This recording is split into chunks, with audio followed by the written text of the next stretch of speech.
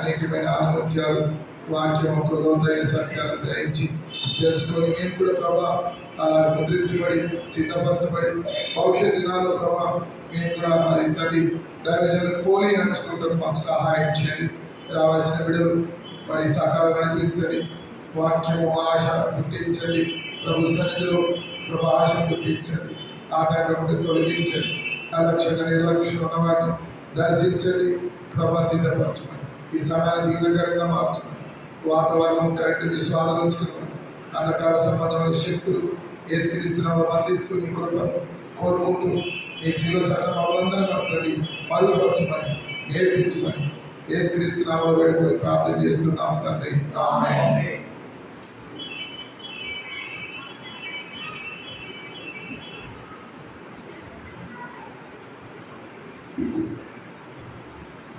Praise Lord. సమయంలో దేవుని వాక్యాన్ని చూస్తాము. మొదన్న ఈరోజు బైబిల్ స్టడీ తీసుకోవాలని చెప్పాడు. మీరు ఆల్రెడీ అపోస్తుల కార్యములు ధ్యానం చేస్తున్న విషయాన్ని కూడా అందరూ అడిగి కనుక్కున్నాను. అనేక విషయాలు ప్రార్థన చేస్తున్నప్పుడు ఈరోజు యాక్చువల్గా మరి థ్యాంక్స్ గివింగ్ మీటింగ్ జరిగింది మన సంఘం ద్వారా కూడా. నేను కూడా అదే ఫంక్షన్కే వచ్చాను. కానీ అక్కడ పైన తలిసిపోయారు. బాబుని అడిగారు, అన్న అక్కడి నుంచి వచ్చి ఇక్కడంతా మేము మందిరంలో అనే విషయాలు అరేంజ్ చేశాను, ఇంకా సమయం పట్టిందని చెప్పాడు. బాగా అలసిపోయినారు. కాబట్టి ఈ అలసట సమయంలో కూడా శత్రువు కూడా పనిచేస్తాడు కదా. ఒకసారి ఈ విధంగానే ఈవినింగ్ మీటింగ్ జరుగుతున్నప్పుడు ఒక పబ్లిక్ మీటింగ్ జరుగుతాయి కదా, గ్రౌండ్లో అరేంజ్మెంట్ చేశారు. ఆ సమయంలో మరి యవనస్తులు వాయిదాలు వాయించి రిలాక్స్ చేస్తున్నారు. యవనస్తులు వచ్చి కూర్చున్నారంట. ఒక యవనస్తుడు మరి వెళ్ళి అప్పుడే పాటలు మంచిగా జోరుగా పాడారు. పాటలు వరకు హుషారుగా ఉంటాయి కదా మనం. తర్వాత వాక్యంలోకి వెళ్ళాడు. దేవుని సేవకుడు వెళ్తున్న సమయంలో అక్కడ గ్రౌండ్ కదా, అది గ్రౌండ్లో మీటింగ్. అక్కడే పక్కలో ఒక యవనస్తుడు మంచిగా గ్రౌండ్లో కబడ్డీ ఆడి మంచిగా అలసిపోయి వచ్చి కూర్చొని ఒక గోడకు జారబడినాడు. ఈ లోపల వాక్యం చెప్తున్నట్టుగానే నిధులకి జారుకున్నాడు. అతను ఆ కళలో కబడ్డీ ఆడుతున్నట్టుగా కళ వచ్చింది. సడన్గా కబడ్డీ లేచాడు. లేచి ఎప్పుడంటే గవర్నర్స్ కూర్చున్నారు ఎదర్లేదు. కానీ అక్కడ ఆయన ముందర ఒక బామ్మగారు ఉన్నాడు, ముస్లాం. ఆమె కొట్టాడు కాలుతో కబడ్డీ. ఆమె ఎక్కి ఆడబడింది. అమ్మో అని బామ్మగారు ఎవరొస్తుంది చాలా మంచి హాస్పిటాలిటీ ఉంటారు, అంటే మంచి దయాగా ఉంటుంది. వాళ్ళని బట్టి దేవుడు సూచించాడు. ఎందుకంటే వాళ్ళు మంచివాళ్ళు కాబట్టి వాళ్ళకు మంచి దయాగా ఉంటుంది. బామ్మ సారీ అని ఆ యవనస్తుడు ఆయన లేపడానికి ప్రయత్నం చేస్తే ఆ బామ్మగారు అంటున్నారట, నాయన నువ్వేమి బాధపడద్దు, 3 రోజుల నుంచి నా నడుము పడిపోయింది, నువ్వు తల్లిన ఒక తల్లుకు సెట్టింది. కాబట్టి దేవుడికి స్తోత్రం అనుకుంటున్నాను. కాబట్టి మీరు ఎవరైనా కబడ్డీ ఆడొచ్చారా, లేకపోతే సామాన్య కలిసిపోయినారా? మీటింగ్ 4-5 వరకు జరిగింది కదా ఈరోజు. కానీ మనం కూడా అలసిపోయాం. యాక్చువల్గా నేను కూడా అలసిపోయాను. టైం కూడా చాలా ఎక్కువైంది. సమయాన్ని మనం ముగిస్తాము. అయితే మానవులమైన మనం దేవుని వాక్యం దగ్గర రావాలి. అపోస్తుల కార్యములు మీరు ధ్యానం చేస్తున్నప్పుడు చాలా సంతోషమైంది. ఎందుకంటే మన సంఘ దర్శనానికి మూలం అపోస్తుల కార్యం కదా. చెప్పండి, దైవజనుడు భక్త్ సింగ్ గారికి ఇచ్చిన దేవుడు ఇచ్చిన దర్శనంలో ప్రత్యక్షతలో మూలమైన వచనం ఏంటి? అపోస్తుల కార్యములు 2. అపోస్తుల బోధ ఎందును, సహవాసం ఎందును, రొట్టె విరుచుట ఎందును, ప్రార్థన చేయలేదు. అదే సమయంలో ఇంకొక ఫెమిలియర్ అంటే ప్రాముఖ్యమైన వాక్యము దైవజనుడు భక్త్ సింగ్ గారికి సంబంధించిన ఉంటుంది. అపోస్తుల కార్యం చెప్పండి. మీరు చెప్తారా? ఆకాశం నుండి కలిగిన దర్శనములకు నేను అవిధేయుడను కాదు. కాబట్టి కొత్త నిబంధన సంఘాల ప్రత్యక్షత అపోస్తుల కార్యం నుంచి వచ్చింది. అపోస్తుల కార్యం అంటే అపోస్తులు చేసిన పనులు అని మనం చూస్తాం. ఇప్పటికే అన్న మీరు అనేక విషయాలు చెప్తూ ఉంటాడు. నేను తిమ్మోతన్న అంత బైబిల్ టీచర్ కాదు, నేను చాలా చిన్నవాడినే. కానీ అన్న మా ప్రాంతం అన్న కూడా మేము కూడా విజయవాడ ప్రాంతం సేవ చేస్తున్నాం. ఇక్కడ దేవుడు ఎక్కడ పెట్టినప్పటికీ నమ్మకంగా దేవుడు అన్నను వాడుకుంటున్నాడు. సిటీలో కూడా అనేక స్థలాల్లో బైబిల్ స్టడీస్ చెప్పడానికి దేవుడు వాడుకుంటున్నాడు. అందుని బట్టి దేవుడిని స్తుతిస్తున్నాం. చూడండి, ఇప్పుడు అపోస్తుల కార్యములు గ్రంథాన్ని మనము కొంత నాకు తెలిసినట్టుగా దేవుడు నాకు బయటకు వచ్చినట్టుగా షార్ట్ టైంలో దేవుడు అపోస్తుల కార్యములు ఎవరు రాశారు? అపోస్తుల కార్యములను లూకా. కాబట్టి లూకా రాశాడు. ఎందుకంటే లూకా ఒక్కడే యూదుడు కాదు, అందరూ యూదులే యాక్చువల్గా. అట్లనే అపోస్తుల కార్యములు గ్రంథము మరి లూకా రాశాడు. ఆయన ప్రొఫెషన్ ఏంటి? డాక్టర్. బైబిల్లో డాక్టర్ రాసిన గ్రంథం ఎక్కడ లేదు. అందరూ మామూలు, లేకపోతే కొంతమంది రకరకాల వాళ్ళు, కొంతమంది రాజులు. అయితే ఈ గ్రంథానికి ఉన్న ప్రాముఖ్యత ఏంటంటే దీనికి ఫ్రంట్ పేజ్ ఉండదు, లాస్ట్ పేజ్ ఉండదు. ఒక నోట్స్కు ఫ్రంట్ అట్ట చివరట్ట లేకున్నట్లు ఉంటుంది. అంటే ఏంటి, దీనికి స్టార్టింగ్ ఉండదు, ఎండింగ్ ఉండదు. అందుకనే పరిశుద్ధాత్మ దేవుడు దీన్ని ఆ విధంగా ఉంచాడు. కాబట్టి మొదట స్టార్టింగ్ ఏమవుతుంది? ఈయన ఒక బుక్ రాశాడట. ఓ దేవుడా, యేసు తాను ఏర్పరచుకున్న అపోస్తులకు పరిశుద్ధాత్మ ద్వారా ఆజ్ఞాపించిన తర్వాత ఆయన పరములకు చేర్చుకునబడిన దినం వరకు ఆయన చేయుటకు బోధించడానికి ఆరంభించిన వాటన్నిటి గురించి నా మొదటి గ్రంథము. కానీ మొదటి గ్రంథం మనం చదువుతలే కదా, ఈ గ్రంథం అర్థమేది. అంటే అర్థమేంటి? ఇక్కడ ప్రారంభం లేదు. తర్వాత 28వ అధ్యాయం లాస్ట్లో పౌలు అద్దె ఇంట్లో ఉండి పూర్ణమైన ధైర్యంతో దేవుని వాక్యాన్ని బోధిస్తూ ఆయన వాక్యాన్ని ప్రకటిస్తూ ఉంటున్నాడు. తర్వాత ఎంత విధంగా అయిందో, అపోస్తలుడైన పౌలు ఏమైనాడు, ఆ ప్రిజన్ పరిస్థితులు ఎట్లున్నాయో అవన్నీ కూడా రాయొచ్చు. అట్లనే లూకా 2 సువార్తలు రాశాడు, 2 గ్రంథాలు రాశాడు. ఏదో రాశాడు చెప్పండి? లూకా సువార్త. కానీ లూకా సువార్త ఏం చెప్తుందంటే, లూకా సువార్త యేసు ప్రభు ఎవరో చెప్తాము. అంటే రక్షించబడాలా, ఎట్లా రక్షించబడాలా అని లూకా సువార్త చెప్తుంది. అపోస్తలుల కార్యం ఏం చెప్తుంది? రక్షించబడిన తర్వాత మనం ఎట్లా జీవించాలి. తర్వాత లూకా సువార్త మనకి ఏం చెప్తా ఉందంటే, లూకా సువార్తలో రాయబడిన మాట ఏంటంటే, ఒక వ్యక్తి, ఒక సంఘం ఏ విధంగా యేసు ప్రభు ద్వారా స్థాపించబడుతుంది అనేది అక్కడ మనం చూస్తాం. సువార్తలో యేసు ప్రభు వారి నోటి నుంచి ఆలవారిన మాటలు మనం చూస్తాం. సంఘాన్ని నేను కడతానని. అట్లనే మీరు పరిశుద్ధాత్మ అనే వరమును పొందుతారని ప్రభు వాగ్దానం చేశాడు. ఆ వాగ్దానం యొక్క నెరవేర్పే ఈ యొక్క అపోస్తుల కార్యం. కాబట్టి మనం ఈ అపోస్తుల కార్యమును దాదాపు 7 భాగాలు చేయొచ్చు. దాంట్లో మీకు కొన్ని విషయాలు చెప్పి నేను ముగిస్తాను. మనం కూడా ఆ విధంగా ఉండాలి. ఈనాడు ఎందుకు మనం అపోస్తుల్లాగా సేవ చేయలేము? ఒక సవాల్ తీసుకోవాలి. అపోస్తుల్లాగా మనం ఎందుకు పరిచయం చేయలేకపోతున్నాం? మనలో ఉన్న లోటు ఏంటి? వారు ఉన్నదేంటి, మనకు లేనిదేంటి? మనం కూడా పరిచయం చేస్తున్నాము, వారు ఇంకా భయంకరమైన పరిస్థితుల్లో చేశారు. మనకైతే అన్ని రకాలైన ఫెసిలిటీస్ ఉన్నాయి, వాళ్ళకి ఏమీ లేవు కదా.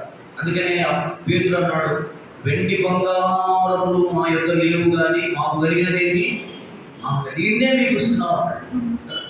అలా కలిగిందేంటి? యేసు యొక్క నామాన్ని కలిగి కదా. చిన్న ప్రార్థన చేస్తాము. ప్రార్థన. ప్రభువుల తండ్రి వందనాలు. మీరు ప్రార్థన మందిరాన్ని బట్టి స్తుతిస్తున్నాము.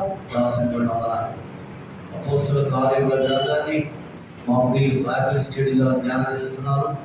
సంఘంలో జీవాన్ని, ఆత్మ సంబంధమైన జీవాన్ని రగిలిస్తారన్నారు. చిన్నమంద భయపడుతున్నారు. కొన్ని మాటలు మీ కొరకై ప్రభు మామూలుగా వచ్చిన కార్యం చేస్తారు. మా అందరి క్షేమం కొరకై ప్రభు మేము ఏదో తెలిసిన వాళ్ళమని కాదు, మేమందరం కలిసి ఈ గ్రంథం దగ్గరికి వస్తున్నాం. సహాయం చేయండి. యేసు ప్రభు నామములో ప్రార్థిస్తున్నాం తండ్రి. సరే, అపోస్తుల కార్యములు, అపోస్తులు చేసిన కార్యములు. అపోస్తులు అంటే ఏంటి అసలు? What is the meaning of apostle? Sisters చెప్పండి. అపోస్తలు అంటే అర్థం ఏంటి? బ్రదర్స్ గట్టి చెప్పండి. దేవుని చేత పంపబడిన, సెంట్ బై గాడ్. కానీ అపోస్తలు దేవుని చేత పంపబడి. మొట్టమొదటి అపోస్తల కార్యములను మనము 7 భాగాలు వేద్దామన్నాం కదా. మొత్తం ఎన్ని అధ్యాయాలు ఉన్నాయి? 28 అధ్యాయాలు 7 భాగాలుగా చేస్తే, మొదటి భాగం ఏంటంటే ఫాస్ట్ని దేవుడు ఎట్లా నడిపిస్తే అంతవరకు 7 విషయాలు చెప్తారు. చెప్పడం ఎక్కడ ఆగిపోవాలి, దేవుడు చెప్తాడు అక్కడ ఆగిపోతాం. తర్వాత మనం దేవుడే మనకు బయటకు వస్తాం. మొదటిది ఏంటంటే పార్ట్నర్షిప్. చెప్పండి, పార్ట్నర్షిప్ అనేది కలిసి పని చేయుట కదా. చూడండి, చదవండి. అపోస్తుల కార్యము మొదటి అధ్యాయం 14వ వచనం.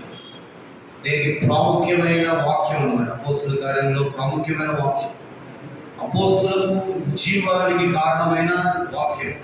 అపోస్తుల కార్యం మొదటి అధ్యాయం 14వ వచనం చదవండి. వీరందరూ వీరితో కూడా కొందరు స్త్రీలు, యేసు తల్లి మరియు ఆయన సహోదరుడు ఏక మనసుతో ఎడతెగక ప్రార్థన చేయుచున్నది. యేసు తల్లి మరియు సహోదరు ఏక మనసుతో, ఏక మనసు అనే మాట మనం చూస్తాం. దీన్నే పార్ట్నర్షిప్ అంటారు కదా. కలిసి ఎవరు ఉన్నారు? రకరకాలైన హెచ్చు తగ్గులు వాళ్ళు ఉన్నారు. ఎవరండి వీరందరూ? అంటే వీరికి ఎవరు ఉన్నారు? కొందరు స్త్రీలు ఉన్నారు కదా. కొంతమంది ఆడ మెయిన్ పర్సన్ యేసు తల్లి కూడా ఉన్నారు. ఎటువంటి గొప్ప సమాజం కదా. యేసు తల్లి, నేను యేసు తల్లిని కాబట్టి నేను చేయలేనని చెప్పలేదు కదా. అక్కడ సహోదరు ఆయన మరియా మరియు ఆయన సహోదరులు ఉన్నారు కదా. నేను ఆ యేసు ప్రభు సహోదరులు కాబట్టి మాకు ప్రివిలేజ్ కావాలలేదు. తర్వాత ఏక మనసుతో రకరకాలుగా ఉన్నప్పటికీ ఒకే మనసు, 1 మైండ్. అపోస్తలు కలిగి ఉన్నది మనకు కలిగి లేని ఏంటంటే పార్ట్నర్షిప్ మినిస్ట్రీ. ఇప్పుడు అపోస్తల కార్యంలో ఇద్దరిద్దరు కలిసి దేవుని పని చేసినట్టుగా మనం చూస్తాం. దాన్నే పార్ట్నర్షిప్ మినిస్ట్రీ అంటారు. మీకు తెలిసిన చెప్పండి, ఇద్దరిద్దరు జంటలు చెప్పండి. మీకు తెలిసిన వాళ్ళు సిస్టర్స్ ఒక ఇద్దరు, బ్రదర్స్ ఒక ఇద్దరు చెప్పండి. ఫస్ట్ సిస్టర్స్కి వేస్తాం, ఎందుకంటే ఇదంతా మన భారతదేశం మహిళలకు ఎక్కువ ప్రాధాన్యత ఇస్తుంది. చెప్పండి అమ్మా. అపోస్తుల కార్యంలో మాత్రమే ఇద్దరిద్దరు పరిచయం చేశారు. ఇక్కడ అపోస్తుల కార్యం, ఓన్లీ అపోస్తుల కార్యం. వెరీ గుడ్, చెప్పావు, మంచిదే. చెప్పండి. స్టార్టింగ్ ఎవరు ఉన్నారు? మెయిన్ పర్సన్స్ మర్చిపోయినారు. అప్పుల ఆఫీసుల దగ్గరికి వెళ్ళిపోయారు కదా. ఎవరు మెయిన్ పర్సన్స్? పేతురు, యోహాను. చదవండి. అపోస్తుల కార్యములు 3వ అధ్యాయం. అపోస్తుల కార్యములు 3వ అధ్యాయం 3వ అధ్యాయం వచ్చిన చదవండి త్వరగా.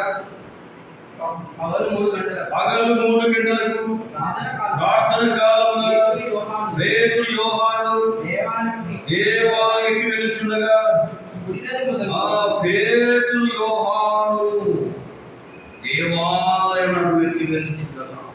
చూడండి, పేతురు యోహాను అనే వాళ్ళ యొక్క మరి తెలుసా మీకు? వాళ్ళ వయసులతో తేడా తెలుసా మీకు?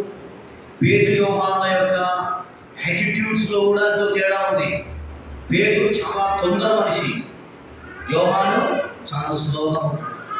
యేసు ప్రభువు వారు పునరుత్థానమైన తర్వాత కూడా పేతురు త్వరగా వెళ్ళి చూసొచ్చాడు. యోహాను త్వరగా పరిగెత్తాడు ముందుగా. పేతురు పెద్దోడు కాబట్టి తర్వాత వెళ్ళాడు. తర్వాత మనం చూస్తే కొన్ని సందర్భాల్లో పేతురు తొందరపడేవాడుగా ఉంటాడు. అదేవిధంగా వీళ్ళకు వయసులో కూడా చాలా తారతమ్యం ఉంది కదా.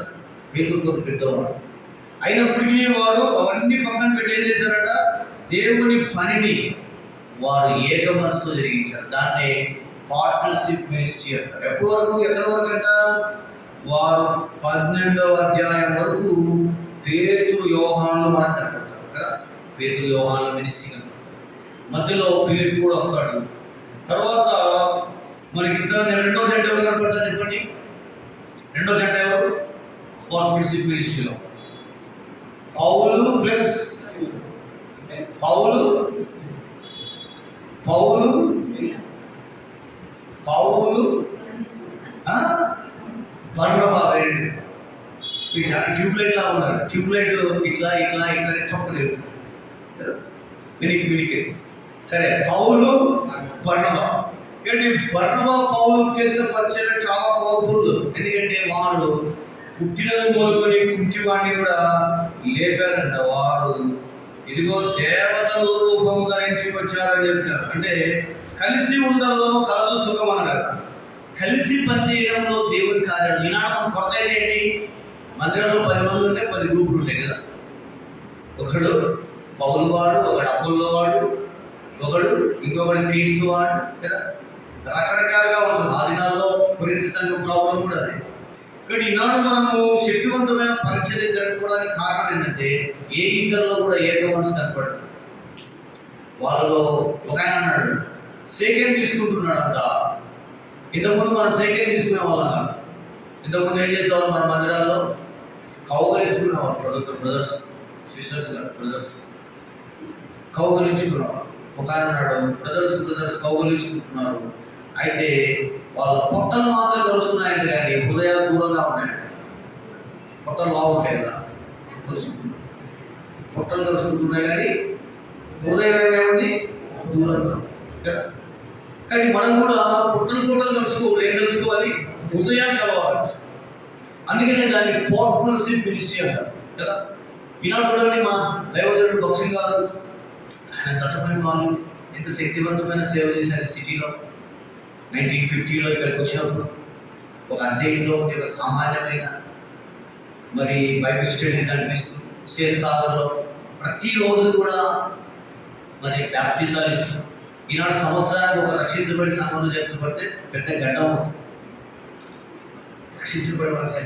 ఎందుకంటే ఈ పార్ట్నర్షిప్ మినిస్ట్రీ విషయంలో మనము శక్తివంతమైన పరిచయం చేయాలంటే హృదయాలు ఎవరైనా ఇంకా కలిసి ఏమవుతుందంట? పరలోకాన్ని కూడా కలిగించవచ్చు. బైబిల్ చెప్తా ఉంది మత్తయి సువార్త 18వ అధ్యాయంలో, భూమిపైన మీరిద్దరు ఏకీభవిస్తే ఏమవుతుందంట? పరలోకంలో ఉన్న సంగతులు బంధించబడతాయంట. ఇక్కడ బంధిస్తే అక్కడ బంధిస్తాడంట, ఇక్కడ విప్పితే అక్కడ విప్పేస్తాడంట. అంటే అర్థమైంది, ఐక్యతలో ఉన్న గొప్ప ఆశీర్వాదం. అది సైతాన్ని మనకు లేకుండా చేస్తాం. అదే ట్రాజడీ, అదే విషాదం కదా. ఈనాడు చివరి దినాల్లో ఉన్న పరిస్థితి మనం చూస్తూ ఉంటున్నాం. కాబట్టి మన అపోస్తలులాంటి పరిచయం చేయాలంటే పార్ట్నర్షిప్ మినిస్ట్రీ మనం చూస్తాం. ఎవరండి? పేతురు, యోహాను, తర్వాత పౌలు. తర్వాత పౌలు బర్నబాకు కొన్ని రకాలైన ప్రాబ్లమ్స్ వచ్చినాయి ఎప్పటిలోనే. తర్వాత వాళ్ళు ఏమన్నా ఆగారా? కానీ వాళ్ళు మళ్ళా పౌలు ఏం చేశాడు? పౌలు తర్వాత ఎవరు వచ్చారు? బర్నబా స్థానంలో ఎవరు వచ్చారు? ఇప్పుడు చెప్పారు కదా, పౌలు ప్లస్ పౌలు శీల. వేరే పౌలు శీల ఏం చేశారంటే వాళ్ళు భూలోకాన్ని తలకిందులు చేశారు. చూసారా? ఎంతమంది అండి భూలోకాన్ని తలకిందులు చేయాలంటే? ఇద్దరేనా? భూలోకాన్ని తలకిందులు ఇద్దరు చేయగలుగుతారా? మనం ఏదో చేయలేకపోతున్నాం. హైదరాబాద్ సిటీని లేకపోతే మన ప్రాంతాన్ని చూడండి. ఆ మాట 17వ అధ్యాయం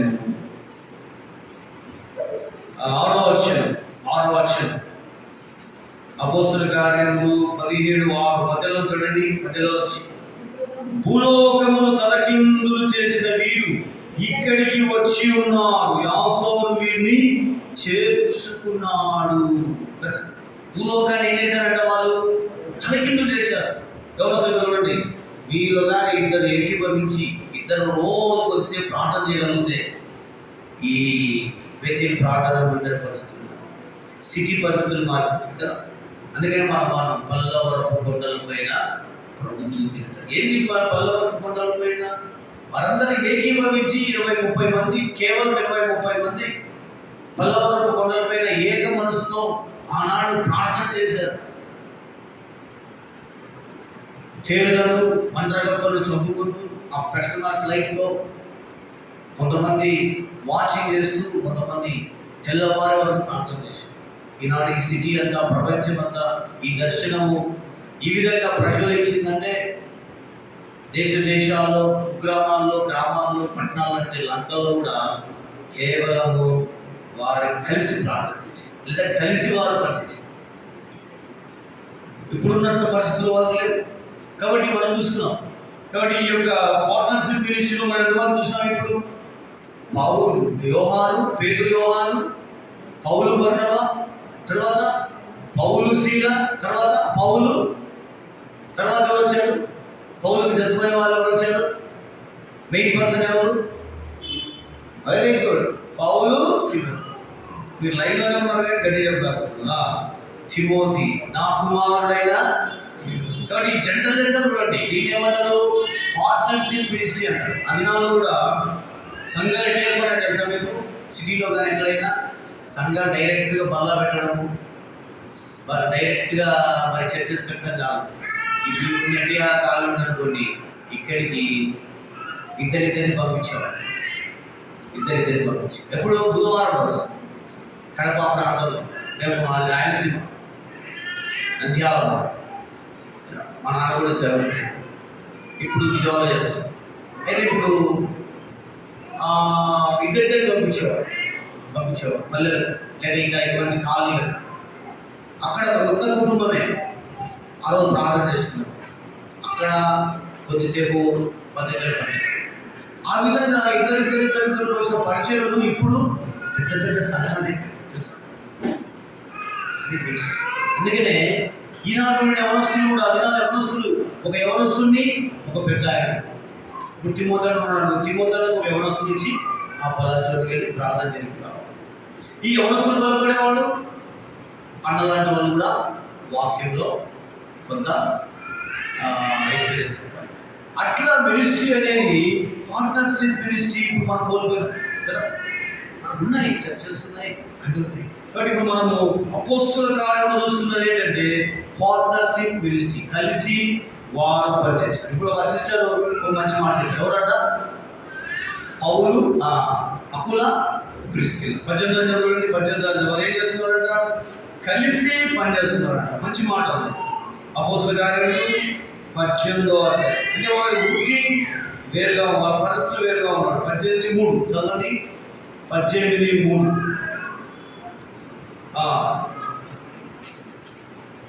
అపోస్తుల కార్యం 18:3 వారు వృత్తికి డేరాలు గుర్తువారు, పౌలు అదే వృత్తి గలవాడు కనుక వారితో కాపురం ఉండడు, వారు కలిసి పని చేయుచుండిరి.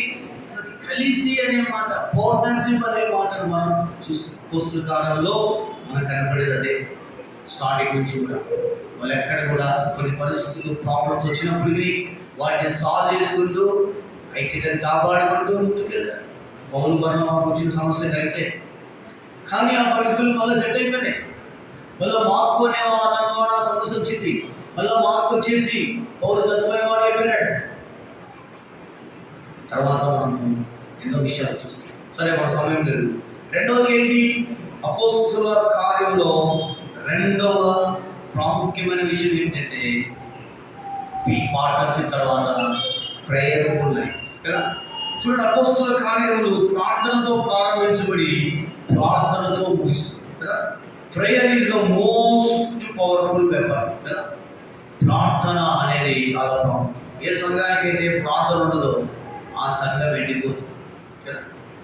అందుకే ఒక భక్తులు మాట్లాడు, ప్రార్థన లేని వాడు నీరు లేని తోట, ప్రార్థన లేని వాడు చేయలేడు చేరలేడు ప్రభువును, ప్రార్థనే ఊపిరిగా సాగిపోము ఈ ధరలో, ప్రార్థించు విశ్వాసి ప్రార్థనలో పోరాడు, ప్రార్థనే మన ఆయుధము, ప్రభుని పాదాలే శరణ్యము. అంతులేని లోకంలో వింత వింత శోధనలు, ప్రార్థించు విశ్వాసి ప్రార్థనలో. అంతులేని లోకంలో వింత వింత ఎన్ని రకాలైన విషయాలు వింటున్నాం మనం, ఎన్ని రకాలైన ప్రమాదాలు, ఎన్ని రకాలైన పరిస్థితులు. మనం ఏదో సేఫ్ వల్ల లేదు. అయితే ప్రార్థన ప్రాముఖ్యమైన అపోస్తుల కార్యంలో దేవుని కార్యాలు బలంగా జరగడానికి మెయిన్ ఏంటంటే ప్రేయర్. రెండోది ఏంటి? ప్రార్థన. చూడండి, ప్రార్థన ఎక్కడ ఆరంభించబడింది? అపోస్తుల కార్యము 1వ అధ్యాయము 14వ వచనంలో ఏక మనసుతో ఎడతెగక ప్రార్థన చేయుచుండిరి. ప్రార్థన ఇక్కడ ఆరంభించబడి ఎక్కడ ముగించబడింది? అపోస్తుల కార్యములు చివరి అధ్యాయము, అపోస్తుల కార్యములు చివరి అధ్యాయము 8వ వచనం చదవండి. 28:8 చదవండి. 28:8. అప్పుడు వ్యక్తి యొక్క తండ్రి జ్వరం చేయడంలో వేడి చేయడం బాధపడు చూడడం పౌలు అతని వద్దకు వెళ్ళి ప్రార్థన చేసి అతని మీద చేతులు ఉంచి స్వస్థపరచండి. ఇది చూసి ఆ దీపంలో ఉన్న కళలో కానీ పౌలు అతని వద్దకు వెళ్ళి ప్రార్థన చేసి అతని మీద చేతులుంచి స్వస్థపరిచాడు కదా. ఇది అపోస్తుల కార్యంలో చివరి అధ్యాయంలో చూస్తున్న ప్రార్థన కదా. 1వ అధ్యాయంలో ప్రార్థన. కానీ మధ్యలో ప్రతి అధ్యాయంలో కూడా మనం ప్రార్థన చూస్తాం. దాదాపుగా చాలా స్థలాల్లో ప్రారంభం చూడండి. మీకు కొన్ని ప్రార్థన బైబిల్ స్టడీ కాబట్టి చూపిస్తాను కొన్ని రెఫరెన్స్లు. నాయబడి మీరు చదువుతామనండి. 1వ అధ్యాయము 24వ వచనం. 1వ అధ్యాయం 24వ వచనము. ఇట్లని ప్రార్థన చేసి అందరి హృదయం ఎరిగిన ప్రభువా, ఇట్లని ప్రార్థన చేసి. అంటే అపోస్తుల కార్యం 1వ అధ్యాయంలో 2 సార్లు ప్రార్థన అనే విషయాన్ని చూస్తున్నాం. ప్రార్థన యొక్క ప్రాముఖ్యత మనం చూస్తా ఉన్నాం. తర్వాత 2వ అధ్యాయము 42వ వచనం. వీరు అపోస్తుల బోధ యందును సహవాసమందును రొట్టె విరుచుటయందును ప్రార్థన చేయగలను ఎడతెగక ఉండిరి. తర్వాత 3వ అధ్యాయం 1వ వచనం. పగలు 3 గంటలకు ప్రార్థన కాలమున పేతురు యోహాను ఎక్కి వెళ్ళుచుండగా. అదే సమయంలో మనము 4వ అధ్యాయము 32వ వచనం. వారు ప్రార్థన చేయగానే వారు కూడిన స్థలము కంపించినప్పుడు వారందరూ పరిశుద్ధాత్మతో నిండిన వారై దేవుని వాక్యాన్ని బోధిస్తా వచ్చారు. 4వ అధ్యాయంలో మనం చూస్తా ఉన్నాం. అదేవిధంగా దేవుని వాక్యంలో నుంచి చూడండి, మళ్ళా 8వ అధ్యాయం 15వ వచనం. వీరు వచ్చి వారు పరిశుద్ధాత్మ పొందవలని వారి వరకు ప్రార్థన చేసి. 9వ అధ్యాయము 11వ వచనం. ఇదిగో అతడు ప్రార్థన చేయుచున్నాడు. 9వ అధ్యాయం 14వ వచనం.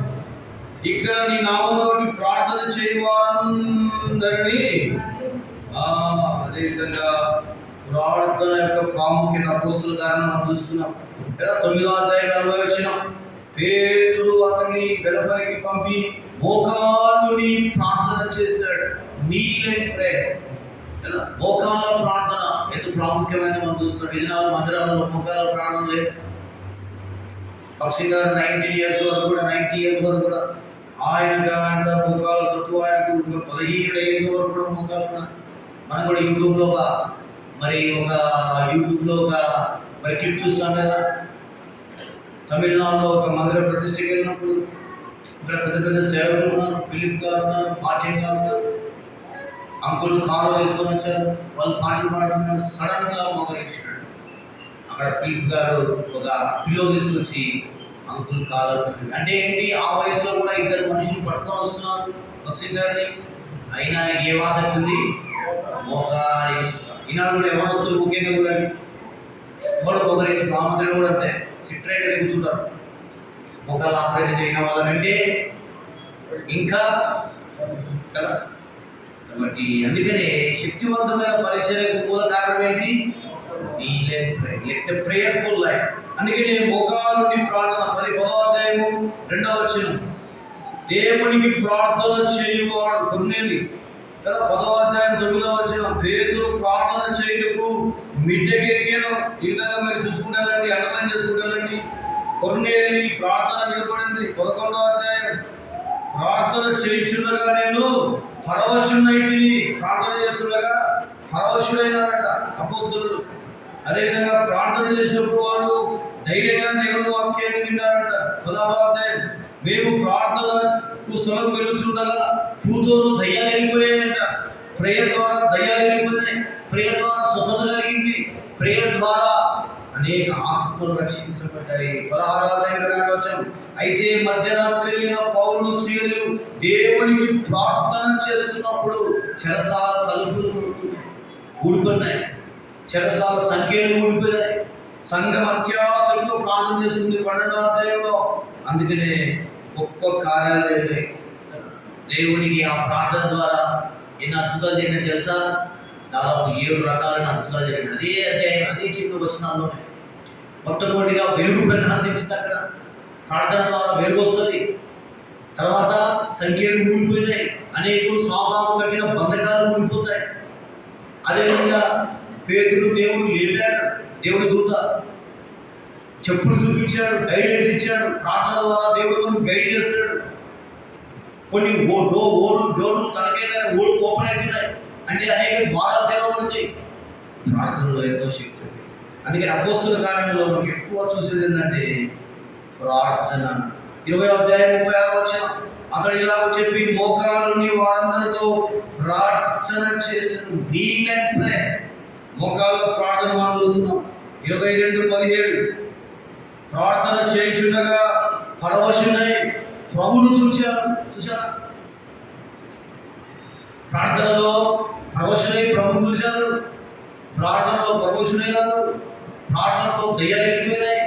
ప్రార్థన ద్వారా దేవుడు గొప్ప కార్యాలను జరిగించాడు, అనేక విషయాలు బయలుపరిచాడు. 22వ అధ్యాయంలో మనం చూస్తున్నాం. తర్వాత 26వ అధ్యాయంలో 28లో మనం చూసాం కదా. ప్రార్థన ద్వారా కుప్పిలి అనేటైన ఒక ఆయన ఏం చేశాడట, స్వస్థత జరిగింది కదా. కాబట్టి ఇప్పుడు మనం ఏం చూసాం? అపోస్తల కార్యంలో రెండో భాగం ఏంటి? మొదటి భాగం ఏంటి? Partnership ministry. రెండోది ఏంటి? ప్రేయర్ఫుల్ మినిస్ట్రీ, ప్రార్థన పూర్వకంగా జరిగే పరిచర్య. Where is the prayer, there is the power. more prayer, more power. Less prayer, less power. No prayer, no power. కానీ ఈనాడు మనకి ఎందుకు దేవుని కార్యాలు గుర్తుపడుతున్నాయంటే ఇక్కడ మనం సరి చేసుకోవాలి. మొట్టమొదటిగా మన మనస్సును ఏకీభవించే వారిగా ఉంటారు. ఇది రెండో విషయం కదా. కానీ ప్రార్థన అనేది ఎట్లా చేయాలి మనం? మరి వారందరూ ప్రార్థనకు కాలాలు పెట్టుకున్నారట. చూడండి, అపోస్తల కాలంలో కొంతమందికి ప్రార్థనా సమయాలు ఉన్నాయట. మీరు ఎప్పుడు ప్రార్థన చేసుకుంటారు చెప్పండి? ఎన్ని గంటలు చేస్తారు యవనస్తులు? ఈసారి హాలిడేస్ కాబట్టి 10 గంటలు చేస్తారా? అండి దగ్గర తమ్ముడు 4 గంటలు అంటాడు. వాళ్ళ ఇంటికి వేసి కూడా ముసుగు కప్పుతాడు. ఎందుకంటే రాత్రి ఎంత నిద్ర పట్టలేదన్నా, ఇప్పుడే పడతానని కదా. కానీ ఇప్పుడు దేవుని యొక్క పేరు వేసుకొచ్చు. కానీ మీ వ్యక్తిగత డిసైడ్మెంట్ ఏంటంటే అపోస్తల కాలంలో కొన్ని సమయాలు పెట్టుకున్నారు వాళ్ళు ప్రార్థన. చూడండి, అపోస్తల కాలం 3వ అధ్యాయం ఏం చేశారు వాళ్ళు? వారికి 3 గంటల వేళ ప్రార్థన కాలం పెట్టుకున్నారట. ఎంత మంచి నిద్ర టైం కదా, మంచిగా అప్పుడే ఆ సమయంలో మనం తింటాం, తినేసి మరి పడుకోవడానికి మంచి సమయం. చూడండి 3వ అధ్యాయం, పగలు 3 గంటలకు ప్రార్థన కాలంగా పేతురు యోహాను. తర్వాత చెప్పండి, అపోస్తులు ఏ ప్రేయర్ టైంలో చేశారు, ఏ టైం ప్రేయర్ చేశారు చెప్పండి? అపోస్తుల కార్యంలో ఓన్లీ సిస్టర్స్ పగలు 3 గంటలు అయిపోయింది. తర్వాత ఎన్ని గంటలకు ప్రార్థన చేశారు? అపోస్తుల కార్యంలో 10వ అధ్యాయం 9వ వచనం చదవండి. మరునాడు వారు ప్రయాణమైపోయి పట్టణం సమీపించినప్పుడు పగలు ఇంచుమించు 12 గంటలకు పేతురు ప్రార్థన చేయడానికి ఎక్కడంట? మనం ఇంటికి ఎందుకు వెళ్తాం? బట్టలు ఆరేయడానికి, మళ్ళీ బట్టలు తెచ్చుకోవడానికి, లేకపోతే గాలి ఆడడం లేదని, పొడియాలు పెట్టడానికి అదే చెప్తున్నాడు. రకరకాల ఎక్కువ. కాబట్టి ప్రార్థనకు మరుగుగా ఒక బైబిల్ తీసుకొని ఒక మూల పోయి కూర్చొని కొద్దిసేపు ప్రభుత్వాన్ని అనుభవిస్తాము అని ఆశ పడుతున్నదా? ఈనాడు ఒంటరిగా ప్రార్థన చేసుకునే వాళ్ళు ఎవరు ఉన్నారు? మరి మనం కూడా ఈ స్పెండ్ సమ్ టైం, మనకు ఒక సమయం అనుకుంటారు. దానికి సమయం ఉంది, భోజనం చేసి టిఫిన్ చేయడానికి సమయం ఉంది, భోజనం చేసిన టైం ఉంది. కొద్దిగా ఆలస్యం అయితే మన మిషన్ స్టార్ట్ అవుతుంది కదా. ఇప్పుడు బ్యూరో వల్ల భర్త అంటున్నాడు భోజనం చేయాలని, ఇప్పుడే అంటున్నాడు 6 గంటలకు నాకు ఆకలి అవుతుంది పెట్టండి అంటున్నాడు. కాబట్టి మిషన్ చెప్పకపోయినా స్టార్ట్ అయిపోతుంది. కానీ ప్రార్థనకు పరిశుద్ధాత్మ దేవుడు మనల్ని ఆకలి పుట్టించాడు కదా. అందుకనే మనము ప్రార్థన చేయాలి. తర్వాత ప్రార్థన కాలం ఎప్పుడు చెప్పండి మళ్ళా అపోస్తలుల కార్యములు 16 ఎప్పుడు 2 గంటలకు 20 వారు మధ్యరాత్రి వేళ పౌలు శిలువ దేవుడికి ప్రార్థిస్తున్నారు. అంటే మిడ్ నైట్, అంటే మధ్యాహ్నం 3 గంటలకు ప్రార్థన చేసుకోవచ్చు, 12 గంటలకు ప్రార్థన చేసుకోవచ్చు, అర్ధరాత్రి ప్రార్థన చేసుకోవచ్చు, పగలు 3 గంటలకు ఒక ఆయన దగ్గరగా ప్రార్థన చేసుకుంటున్నాడు. ఆయన పేరు చెప్పండి. పగలు 3 గంటలకు రెగ్యులర్గా ప్రార్థన చేసుకుంటున్నాడు ఒక ఆయన. ఇదే అపోస్తలుల కార్యంలోనే. ఆయన పేరు కొర్నేలియు. ఆయన శతాధిపతి అంట, అంటే చాలా పవర్ఫుల్ స్పీకర్, పవర్ఫుల్ అధికారి. ఆయనకే సమయం, మనకి ఎందుకు సమయం లేదు? కాబట్టి ఈనాడు ప్రార్థనకు మనము ప్రాముఖ్యత. ప్రార్థన ద్వారా దేవుడు గొప్ప కార్యాలు చేస్తాడు కదా. ప్రార్థనకు సాధించలేనిది లేదు. ప్రార్థన మనకు మరి పరలోక నిధులు తెలుసు. ప్రార్థన మనకు ఒక ఆయుధంగా పనిచేస్తుంది. ఒకసారి మాకు ఒక సమస్య వచ్చింది. ఏంటంటే మా మందిర స్థలము ఒక గిఫ్టెడ్ ప్లేస్ ఉన్నది. అంటే ఒక ఆంటీ గారు, ఒక అంకులు, ఆయన బ్యాంకింగ్ మేనేజరు, అంటే బ్యాంకింగ్ మేనేజరు, వాళ్ళకు దేవుడు పేరు ఇచ్చి ఒక 2 సెంట్స్ ఇచ్చారు. దాంట్లో ఆల్రెడీ ఒక 3 స్టేర్స్ ఇట్లనే మందిరం కట్టబడింది.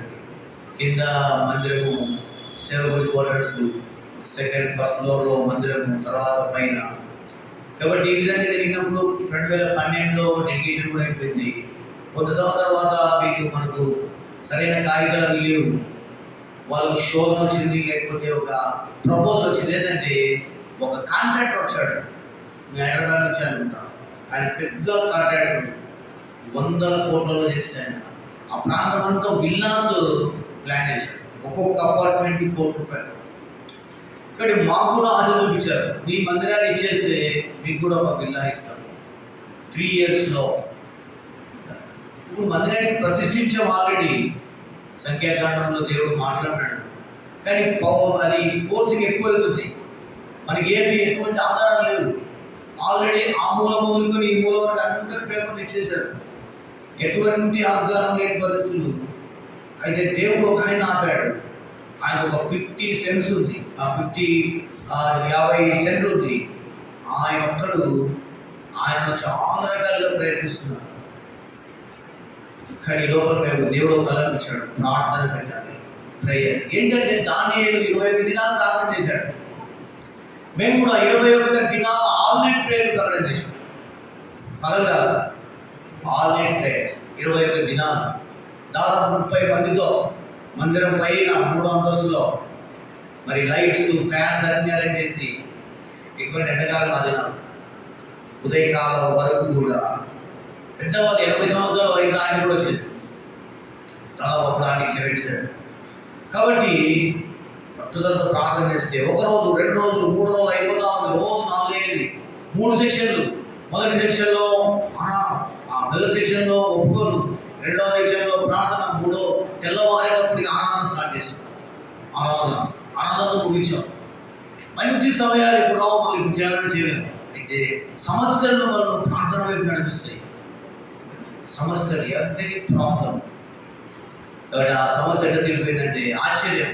ఇప్పుడు మందిరం ఉన్న స్థలంలోనే ఉంది, అదే పెద్ద బిల్డింగ్స్ ఆ మందిరానికి కొద్ది పక్కనలోనే అక్కడ ప్లాన్ చేశారు. దేవుడు ప్రార్థన ద్వారా ఒక్కొక్కటి అంటే ఒక్కొక్కరు మళ్ళీ పేపర్ తీసేసుకుంటా ఉన్నారు.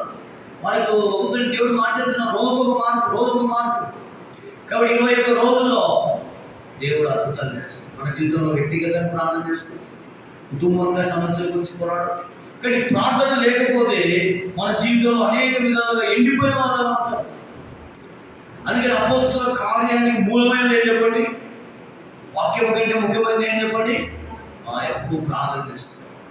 వారు ప్రార్థన చేయగా వారి పూర్ణ స్థలం ఏమైందంట? కంపించిందంట. ఇప్పుడు మనం కంపిస్తున్నాం. వారు భూలోకాన్ని తలకిందులు చేసి మనం తలకిందులు అయిపోతున్నాం. ఎందుకంటే మనము ప్రార్థనలో ఒప్పుకోవాల్సిందే. మన ప్రభు దగ్గర ఎక్కువ సమయాన్ని మనం స్పెండ్ చేయాలి, ఎక్కువగా ప్రభు పైన ఆధారపడాలి. ఇది రెండో విషయాన్ని మనం చూస్తాం, ప్రేయర్ మినిస్ట్రీ లేకపోతే పార్ట్నర్షిప్ మినిస్ట్రీ. మూడోదిగా మన సమయం కూడా అయిపోతా ఉంది. మూడోదిగా వారి పవర్ ఆఫ్ హోలీ స్పిరిట్ కదా. మూడోది ఏంటంటే అపోస్తల కార్యములు ఎక్కువగా మనకు కనబడేది ఏంటి? పరిశుద్ధాత్మ అనే మాట కనబడుతుంది. ఎక్కడ కనబడుతుంది? మొట్టమొదటిగా పరిశుద్ధాత్మ అనే మాట మొట్టమొదటిగా మనకు ఒకరికి ఎవరు కనబడుతుంది చెప్పండి? ఒకటి. వెరీ గుడ్, చదవండి. అయినను పరిశుద్ధాత్మ మీ మీదకి వచ్చినప్పుడు మీరు శక్తి నొందెదరు కనుక యెరూషలేములోను యూదయ సమరయ దేశంలోను భూదిగంధం వరకు అపోస్తల కార్యాలంతా మనకు కనపడేది ఏంటంటే హోలీ స్పిరిట్, పరిశుద్ధాత్మ కదా. కాబట్టి లూకాసు వార్తలో పౌలు ఏమంటాడు? రక్షణ ఏ విధంగా పడాలి, యేసు ప్రభు ఎవరో తెలియజేశాడు. ఆయన మనిషి కుమారుడు. అయితే అపోస్తల కార్యానికి వచ్చే లోపల ఏం తెలుస్తున్నాడు మనకంటే పరిశుద్ధాత్మ దేవుడు ఎవరు, అసలు పరిశుద్ధాత్మ ఎట్లా పనిచేస్తాడు, పరిశుద్ధాత్మ దేవుడు మానవుని రక్షించబడిన వారి జీవితంలో ఏ విధంగా ఉంటాడు, ఏ విధంగా శక్తివంతమైన కార్యాలు చేస్తాడు అనేది ఈ అపోస్తల కార్యం అంతా మనకు కనపడదు. తమ్ముడు చెప్పినట్టుగా ఇప్పుడు మొట్టమొదటి ఎక్కడ కనపడుతుంది మనకు? మీరు పరిశుద్ధాత్మ మీ మీదకి వచ్చినప్పుడు మీరు ఏం పొందుతారు?